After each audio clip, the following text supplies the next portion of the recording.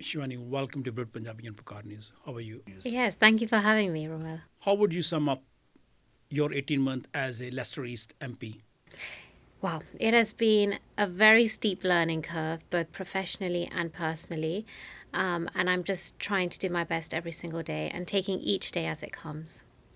How do you engage with Leicester East residents to hear their concern? So this, I think, comes quite naturally to me, actually, because I grew up in Leicester East. I have a strong community presence here.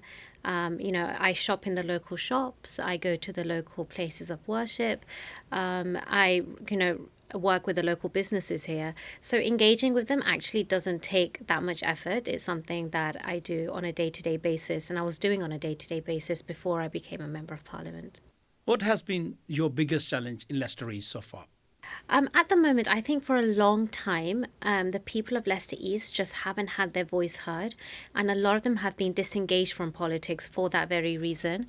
We were under a kind of a Labour administration for so many decades, and there was a very cozy relationship going on in Leicester, which meant that there was no real opposition, so no real person to actually talk against the system or talk against whatever the council was deciding that was in the best interest of the city.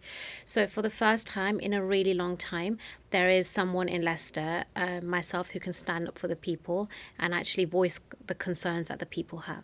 What impact you have made since you're a member of parliament, especially for Leicester East? Well, yeah, for the first time, I think Leicester does have a voice. I'm able to stand up in the chamber and call out the council where I feel that they are misleading the public or not doing a very good job. So that actually can make a really big difference. We've helped over 8,000 constituents already in Leicester East with issues or concerns that they have, whether it be with immigration, with housing, with business rates. A variety of problems and issues land on my desk. So being able to help that many people is actually, something that I'm really proud of. Yeah, so housing is one of the things that lands regularly on my desk. We have, families of four people living in a one-bedroom flat with, two adults, two kids, which is just, you can't imagine someone living in those conditions. So I'm able to work with the local authorities to make sure that they are housed in a place that is appropriate for them and for their family.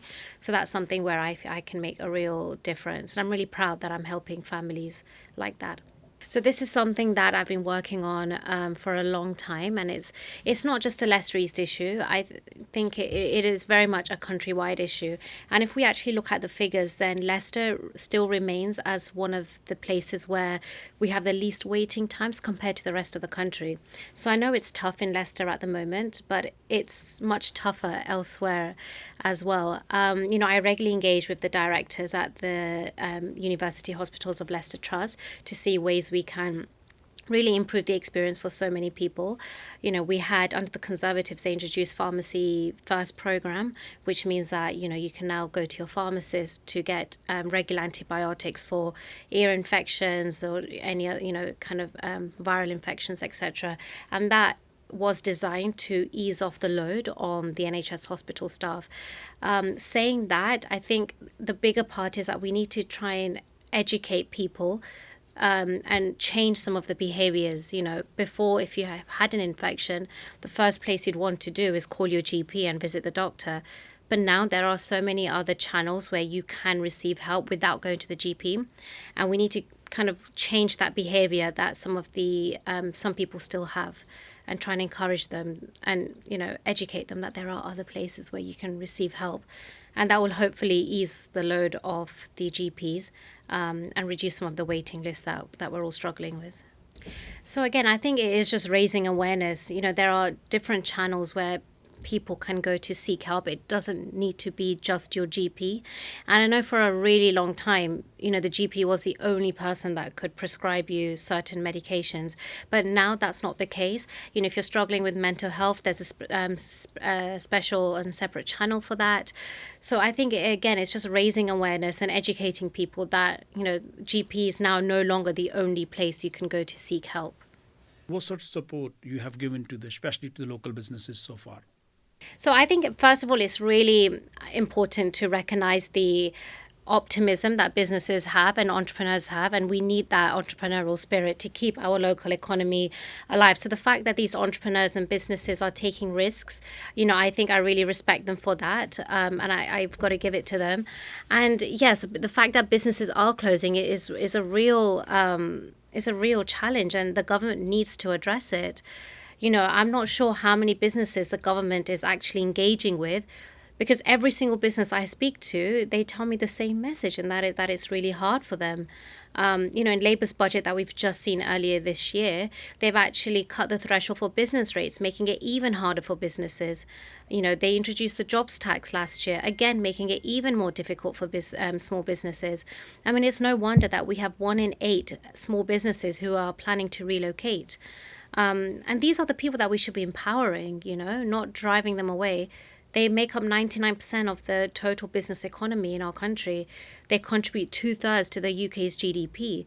These are the people that we should be championing and supporting, and they deserve our support. Well, that's something that can help, but instead of the funding, I think we need to push the government to reduce the business rates for hospitality sector. They need to reverse the increase in national insurance contributions, and they need to make changes to the Employment Rights Bill to allow these businesses in the hospitality sector to easily hire more employees, especially during the festive period, and make it easier for them to simply sustain and survive. Could you share your proud moment so far as a member of parliament? Oh, my most proud moment. I think it's actually the record number of constituents that I've been able to help.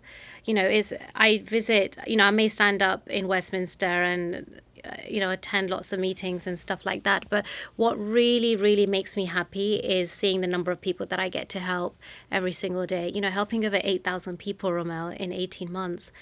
That's something that I'm really proud of myself, and I have a fantastic team that I work with, and I couldn't be more prouder of them. And I really hoped, and I really kind of want to keep it that way. And I'm just loving it, especially right now. I'm on maternity leave, so I don't have to travel to London as much. And I'm just loving every single minute that I get to spend here in the constituency.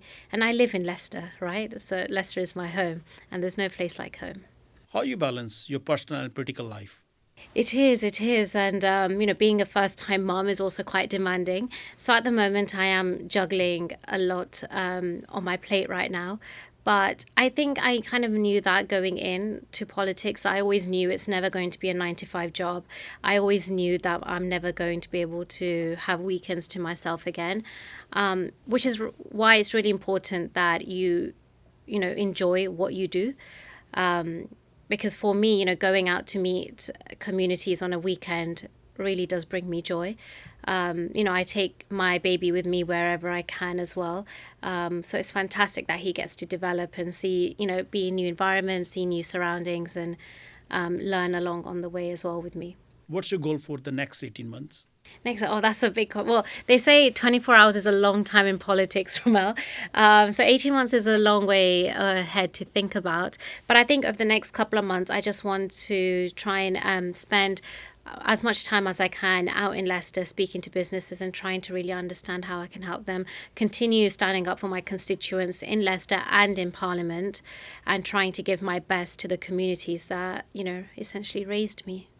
What advice you have, especially for young female who are thinking of going into politics? I think we absolutely do need more female voices in politics. Saying that, at the moment, we have a record number of female MPs in Parliament, which is something I'm really proud of. But what I have seen is that the kind of perspectives and the different viewpoints that a woman can bring into politics is really invaluable. And the more of us that there are, the better. And, that way we can ensure that any bills and laws that are being passed are actually reflective and represent us. Shivani, thank you so much for your time. Thank you.